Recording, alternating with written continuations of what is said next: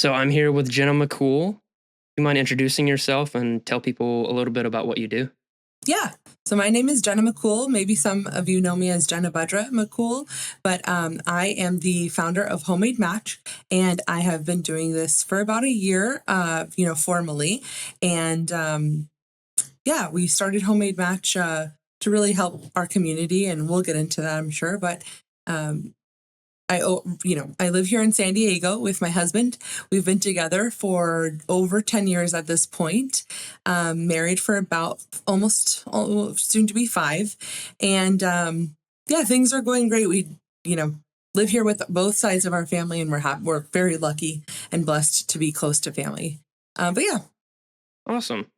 So I wanted to have you on to talk a little bit about obviously what you do with the yes. matchmaking thing, but also about relationships in the church as a whole, because I Mhm. think that's something both you and I, as well as others I've talked to, are noticing like it's a little weird and Yeah. it doesn't need to be quite as weird. And so I'm hopefully the goal of this conversation is just kind of to break down some of that and to kind of address some Yeah. of the issues that we're facing in the church as young single people trying to find spouses.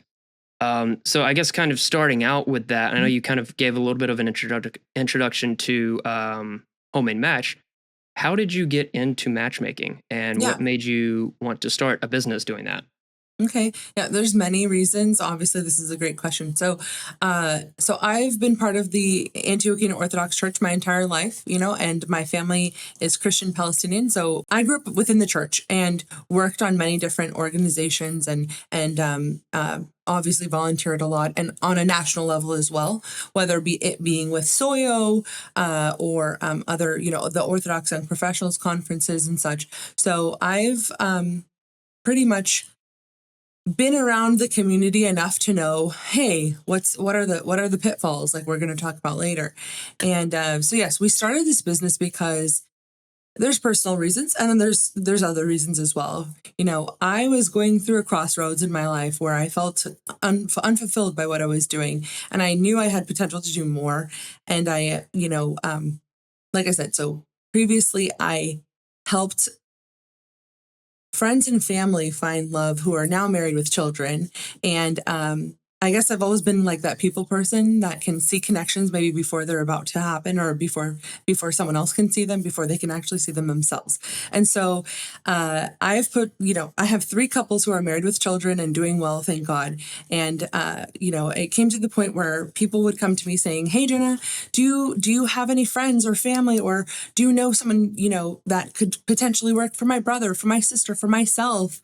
And so I saw such a need for for good, deserving people, and just wondered what is going on. What's happening in the world that's not working for these people who there are essentially no red flags. They have all of the good qualities and characteristics, and why is it not happening for them? So we dug deeper and figured out.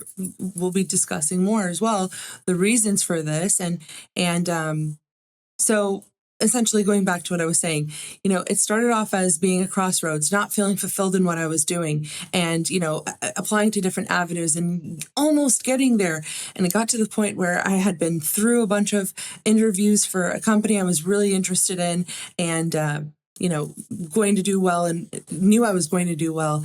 And I told my husband, if I don't get this after the 4th interview, with the CEO, and it was wonderful, had great connections with everyone there. I know Homemade Match is where I'm supposed, like the path I'm supposed to pursue. And so after, you know, after not getting that job because I was told I wasn't nurturing enough, which it was just a blatant, like, you know, sign from God. Hey, you know what? Uh, if you know me, I try to be as nurturing as possible. And so it was kind of just like, hey, this is the path I need to go on. And ever since, God has provided every step of the way for Homemade Match. And we're very blessed to be able to help the people that we have and continue helping the people in our database, and, God willing, more people in the future. Another question I had, kind of stemming from that, why do you think people don't matchmake anymore? And as an extension of that question, what do you think are some of the problems that people have, or maybe not the problems that people have, but the problems that are actually objectively there with dating apps? Yeah. So two-part question. Why don't people matchmake? And then what are the problems with that, with the dating apps? Mhm. Well, first of all, people do matchmake.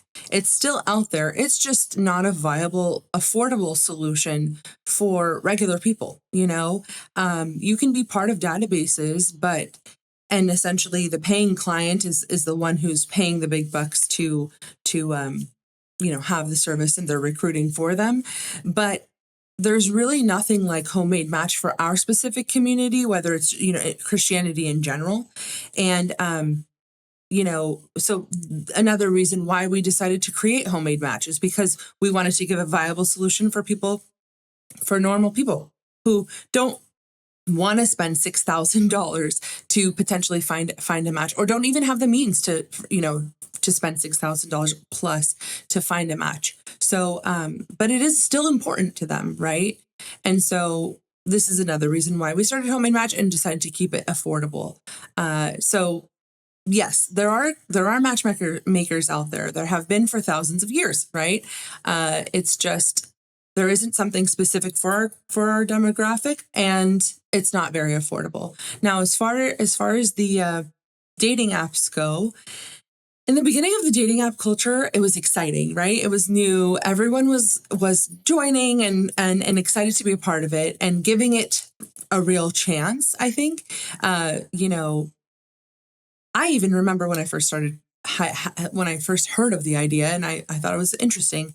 But anyways, it has become so incredibly just toxic, unfortunately, to the point where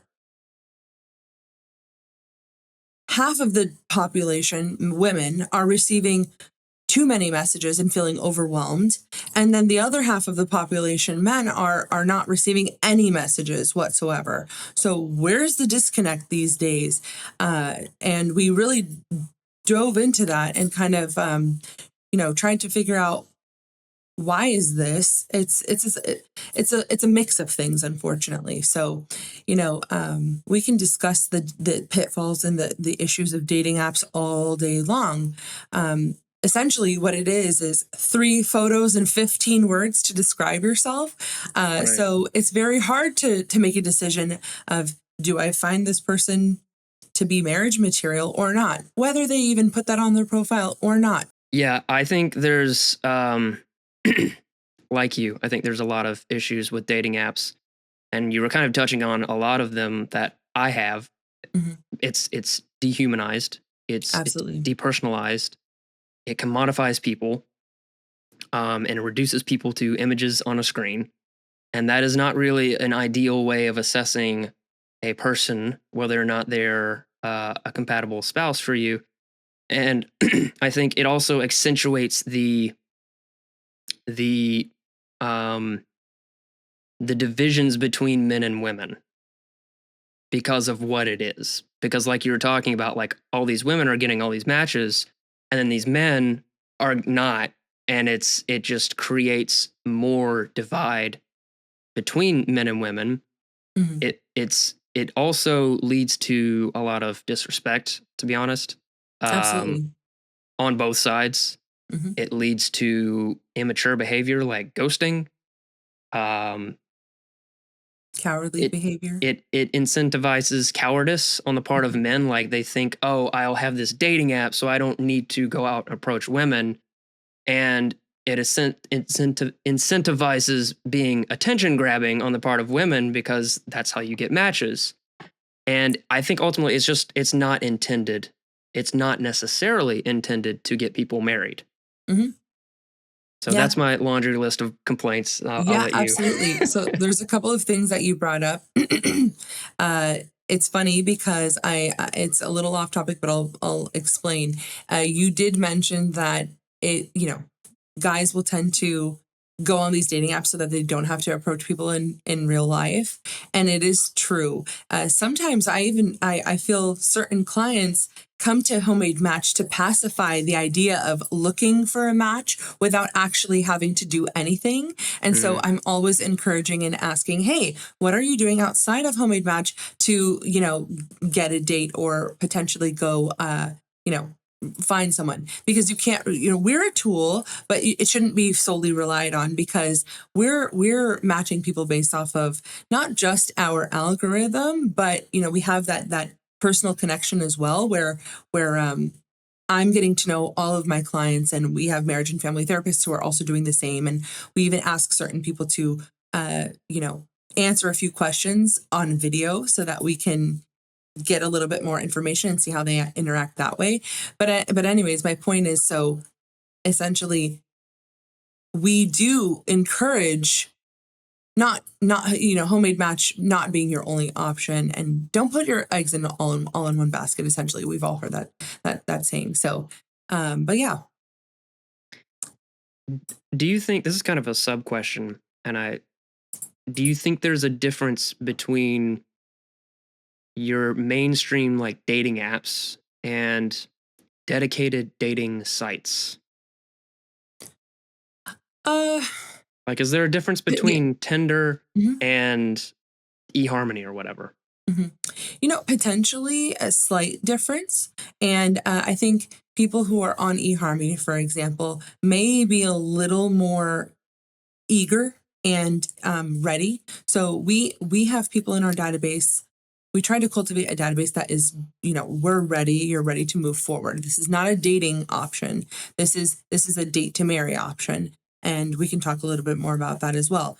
I think they're a little more serious. They're a little bit more old school, and because their algorithms uh, require a lot more information, right? You're not just putting three photos in 15 words. It's a plethora of categories you're filling out in order for them to provide a match for you. Same process for us as well. So maybe a little bit more. Dating apps, they're a little flighty, right? Unfortunately, there's a lot of hookup culture. There's a lot of just swipe culture, which it facilitates like this, instant gratification, dopamine hit, even, or even just like you said, dehumanizing and all the above. Yeah, it's definitely not. I think there are degrees of ideal, I guess. Like personally, I'm like I'm never going the Tinder route. Hmm. Once upon a time, shamefully, See, I but was there, it was but a different culture it when it is. first Well, started. it's entirely. It's very like you said. It's very hookup culture Hmm. focused, and it's not intended to get you married. It's intended to hook you up with someone. So I do think that there is a difference between dating apps and sites, but there Hmm. are, not all are created equally ultimately. No.